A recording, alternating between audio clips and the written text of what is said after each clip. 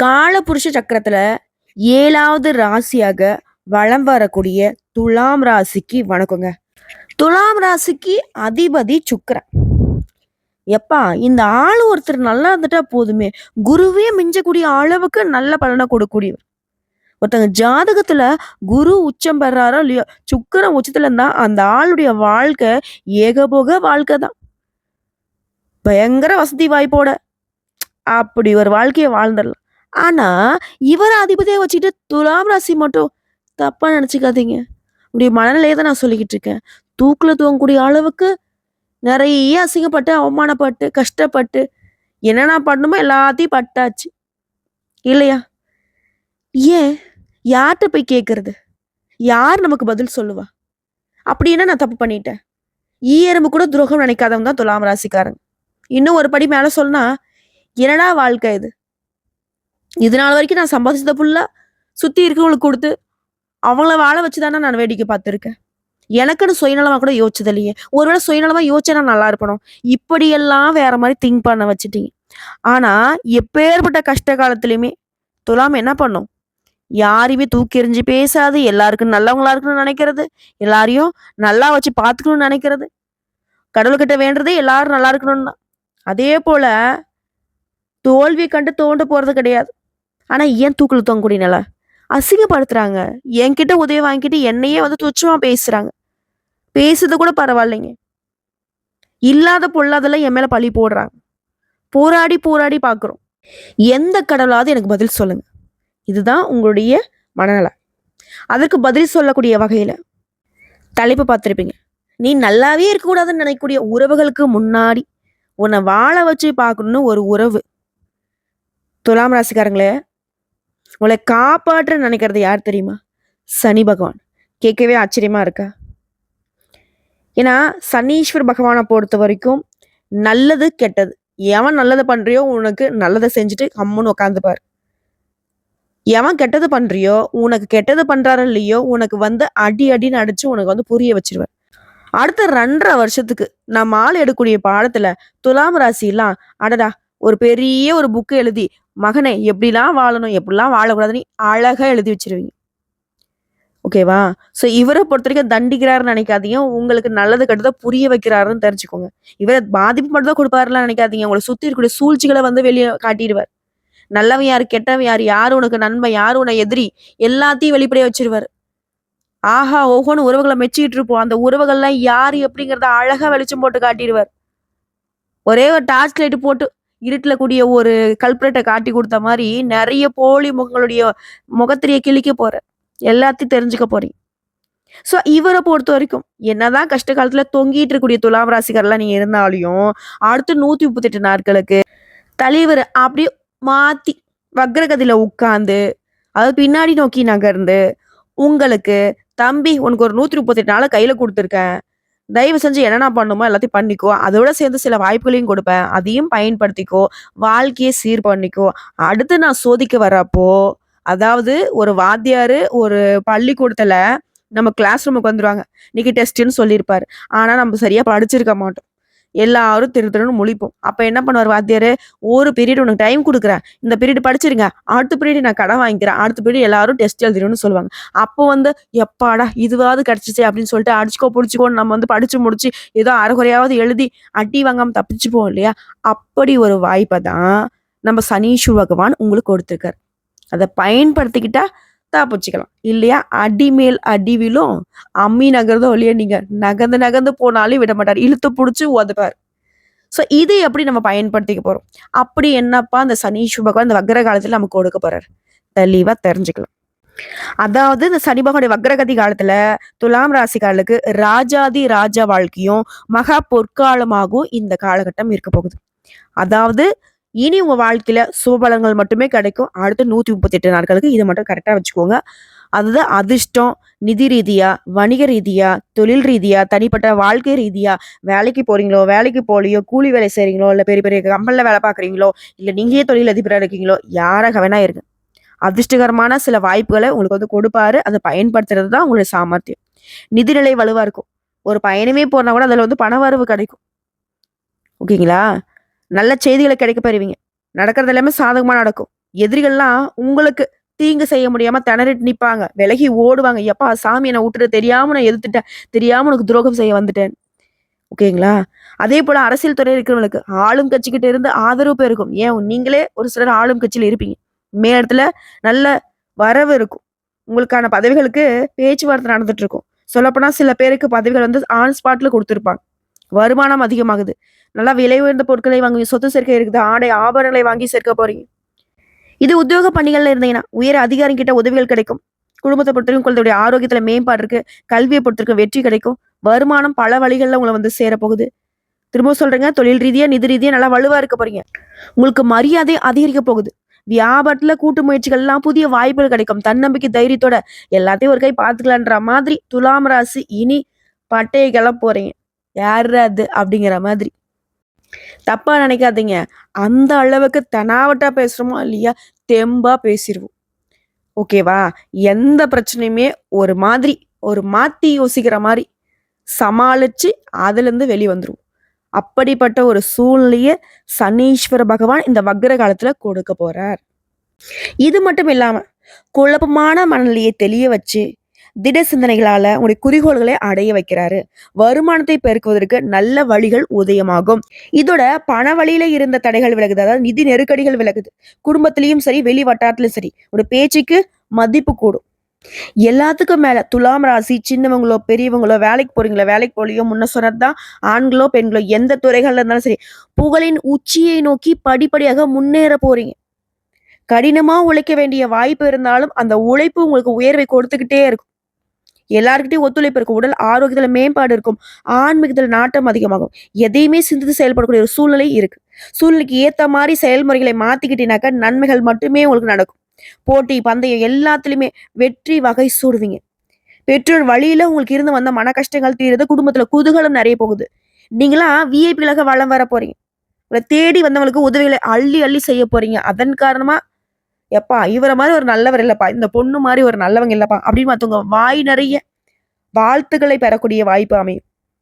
பொருளாதார திட்டங்கள்ல வெற்றி அடைவீங்க. ஏற்றமான சூழ்நிலை. ஒட்டுமொத்தமா சனி பகவான் உங்களுக்கு இருக்கக்கூடிய தேவையற்ற விஷயங்கள் எல்லாத்தையுமே ஒதுக்கி தூர தூக்கி போடுறாரு.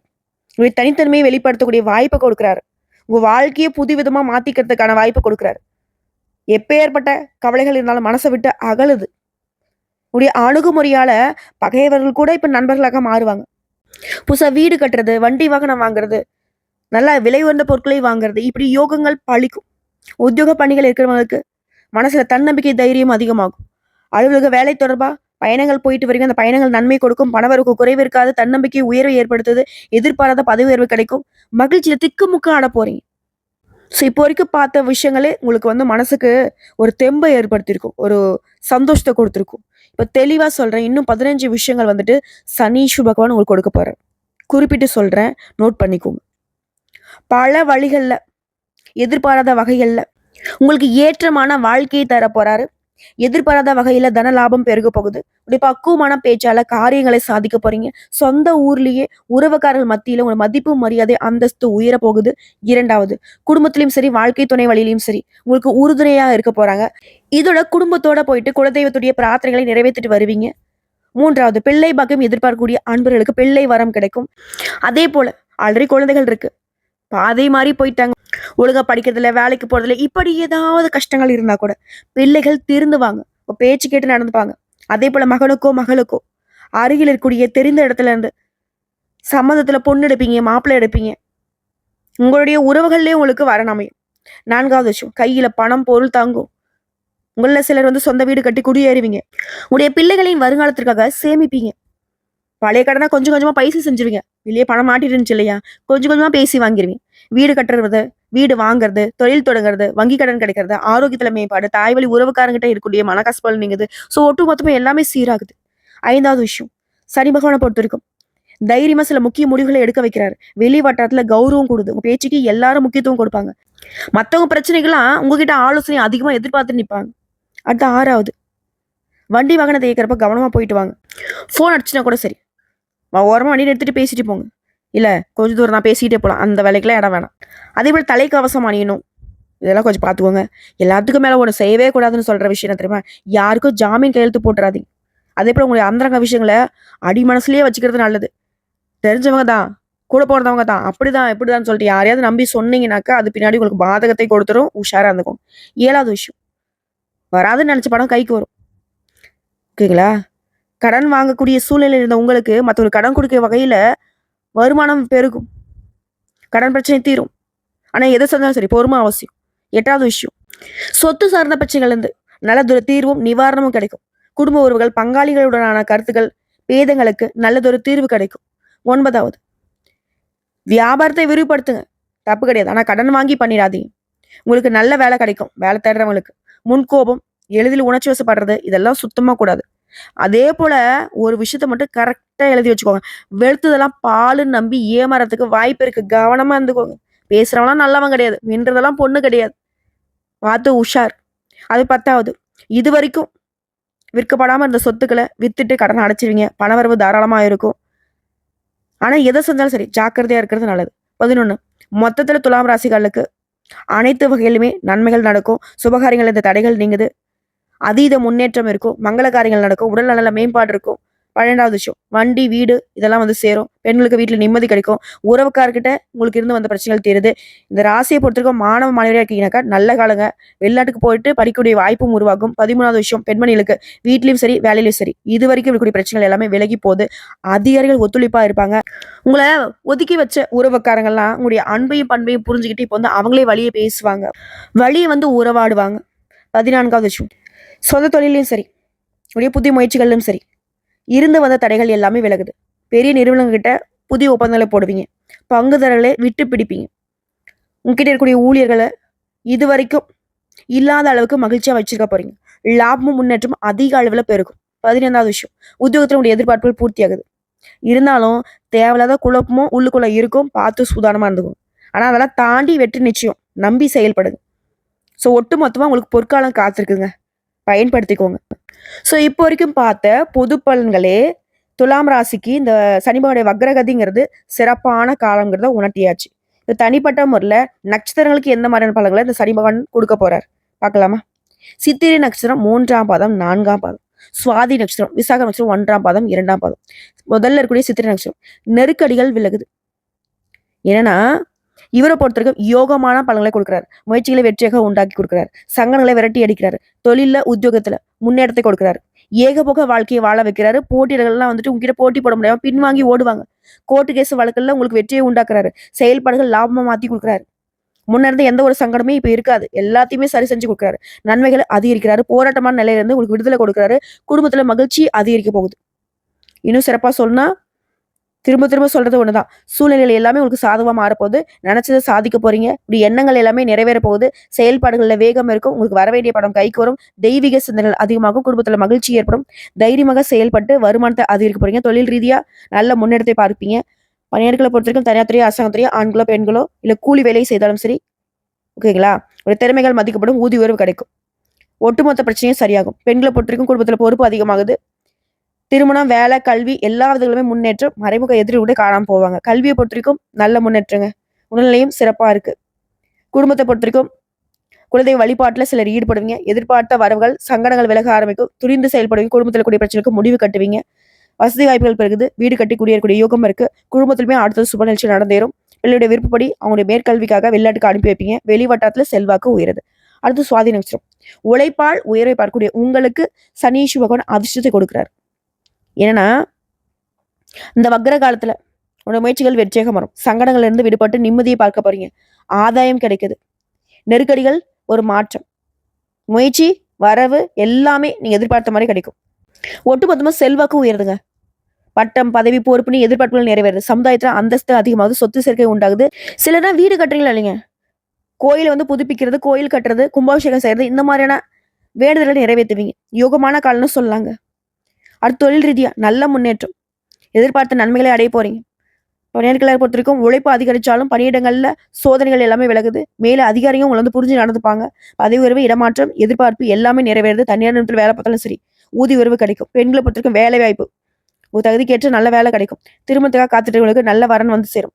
சில வந்து திருமணம் ஆயிடுச்சு, குழந்தை பாக்கியத்தை எங்கிட்டீங்களா, குழந்தை பாக்கியம் கிடைக்கும். குடும்பத்தில் கூடிய பிரச்சனைகள் விலகுது, வாழ்க்கை துணை கிட்ட இணக்கமான சூழ்நிலைக்கு, கல்வியில சிறப்பா இருக்க போறீங்க, எதிர்பார்த்த மதிப்பெண்களை பெறுவீங்க, பொதுத் தேர்வுகளில் வெற்றி உண்டு, போட்டித் தேர்வுகளுமே வெற்றி உண்டு. உடல் ஆரோக்கியத்தை பொறுத்திருக்கும் மருத்துவ சிகிச்சையால உடல் உபாதைகள்ல இருந்து வெளிவர போறீங்க. குடும்பத்தை பொறுத்திருக்கும் சங்கடங்கள் மறையுது, பொருளாதார நிலையில மேம்பாடு, சில குழந்தை பாக்கியம் கிடைக்கும், புதுசா வீடு கட்டி குடியேறுவீங்க, உறவுக்காரங்கிட்ட ஆதரவு அதிகமாகும், தம்பதியிட ஒற்றுமை அதிகமாகுது. இந்த காலகட்டத்தை பொறுத்தவரைக்கும் பொறுப்பை உணர்ந்து செயல்படுவீங்க, அதன் காரணமா மகிழ்ச்சிங்கிறது பல மடங்கு பெருகும். அடுத்த விசாகம் வச்சிரும். உங்களுடைய நீண்ட நாள் எண்ணங்கள் எல்லாமே நிறைவேறுது. சொல்லப்போனா சங்கடங்கள்ல இருந்து பாதுகாப்பு, முயற்சிகள்ல வெற்றி, பணம் இருந்த தடைகள் விலகுது, யோகமான பலன்களை அள்ளி கொடுக்குறாரு, முன்னேற்றத்தை கொடுக்குறாரு. இதோட நிக்காம பொன் பொருள் சேர்க்கையை கொடுக்குறாரு, அந்தஸ்தை உயர்த்தி வைக்கிறார், நினைச்ச காரியங்கள்ல வெற்றி, குடும்பத்தில் சுப நிகழ்ச்சி நடக்கும், வேலை தரவங்களுக்கு தகுதியான வேலை அமையும், இளம் வயதுல இருக்கவங்களுக்கு திருமண யோகத்தை உண்டாக்குறாரு, பணவரவை அதிகரிச்சு கொடுக்குறாரு, குடும்பத்துல மகிழ்ச்சியை ஏற்படுத்துறாரு.